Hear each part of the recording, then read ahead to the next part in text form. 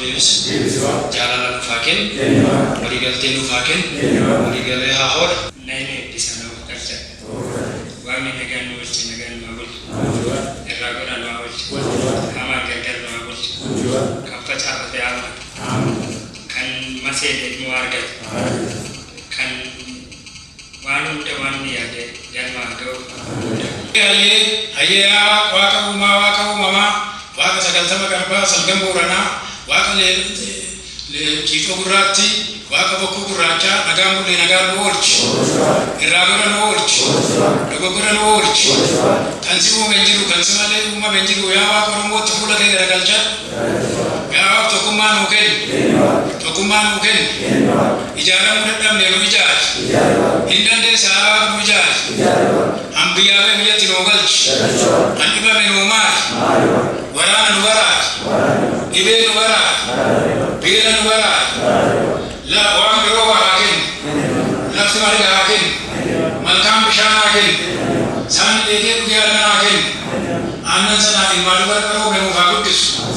deessu nammattee haa guddisu yaa waaqayyo waa hunda qabna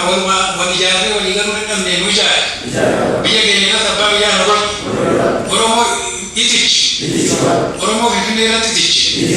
araddaa isaa irratti itichi araddaa isaa irratti abbaa araddaa godhi ilmaa dubara qaroo beemuuf kenni uummata walii galee wal ijaaree fuulduratti misooma nu godhi kan diina samii ofirratti nu godhi gurmuu kanniisaa nuu kenni waliigaltee nuu kenni uummata akka kanniisaa walfaana dammeessu walfaana misoomu nu godhi yaa waaqa nama nan beekaa kan akkasi beekaa yaa rabbi kana dammoo itti buluuti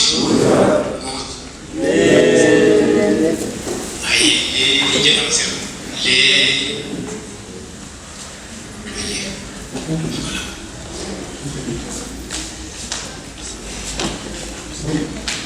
umurii isaanii fakkeenyuu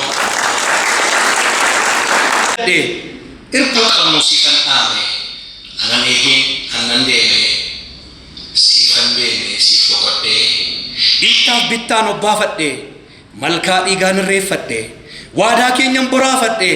naadama seenaa sittin dhiise hora keenya sanan ciise madaa sammuu kulfadhuu yeroo hundana yaadadhuu waadaa keenya sanan gatiin baraan kottu irreeffadhu oodaa dhaabinan dagatiin irbuu keenya jabeeffadhu naadama seenaa irraa kan fudhatamedha.